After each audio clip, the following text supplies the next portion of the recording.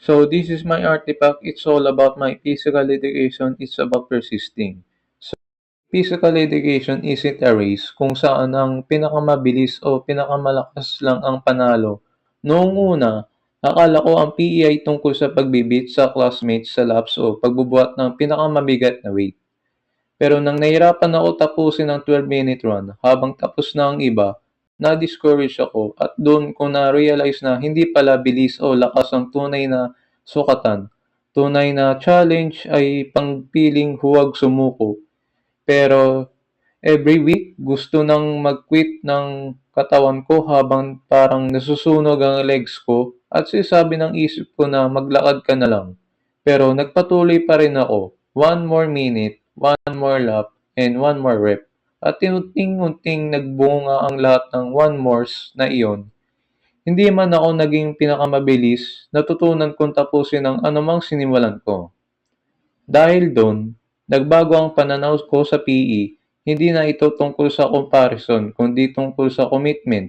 Ang persistence ang nagturo sa akin na ang endurance ay nabubuo sa mga sandaling gusto mong nang sumuko, pero pinipili mong magpatuloy. Ito ay disiplina sa pumasok kahit pagod, tapang na subukang muli kahit mag-fail at tiyaga magtiwala sa maliit na progress araw-araw.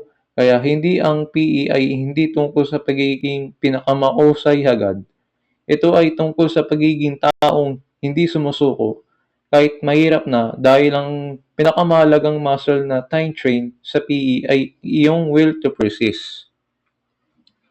In describe, in my experience with physical education, I realized that it is more than just participating in sports or physical activities. Throughout different exercise, games, and performance, I encountered many challenges that tested both my body and my mind. There were moments when activities felt exhausting, difficult, and even frustrating, especially when I could not immediately perform well compared to others. However, this experience taught me that physical education is not only about physical strength, speed, or talent. It is about showing effort, participating actively, and continuing to try despite difficulties.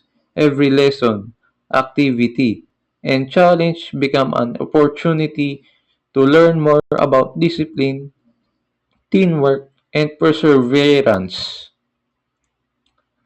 So in my interpret, from this experience, I understood that physical education reflects important lessons that can also be applied in everyday life. It showed me that success is not always measured by being the fastest runner and the strongest player or the most talented athlete. Instead, true success comes from persistence, the ability to keep going even the things becomes difficult. I learned that failure and mistakes are natural parts of growth because they encourage improvement and self-discovery. Physical education also taught me the value of patience, resilience, and confidence. By continuing to participate and push myself beyond my limits, I became more aware that growth happens through consistent effort rather than instant achievement.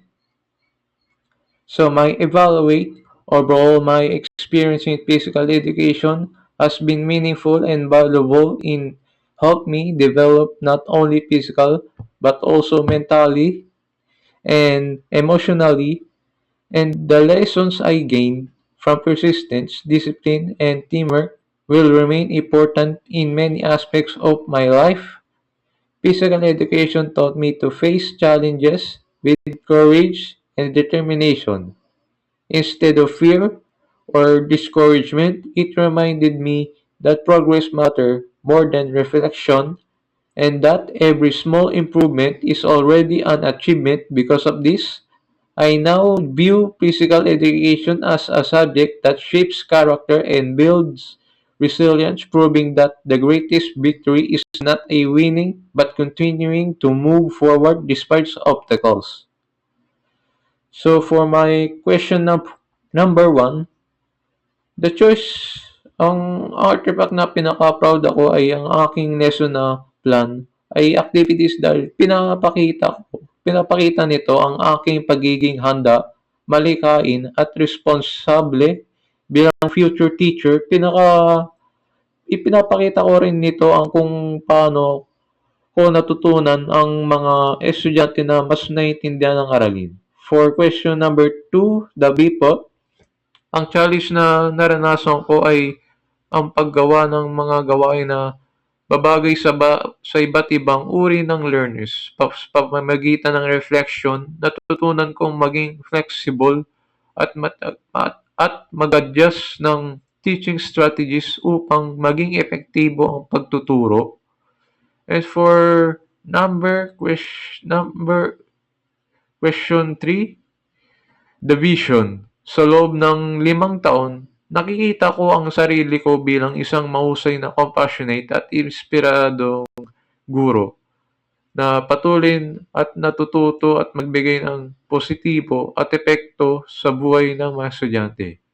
So, thank you for listening to my video recording and thank you so much, Sir Leo.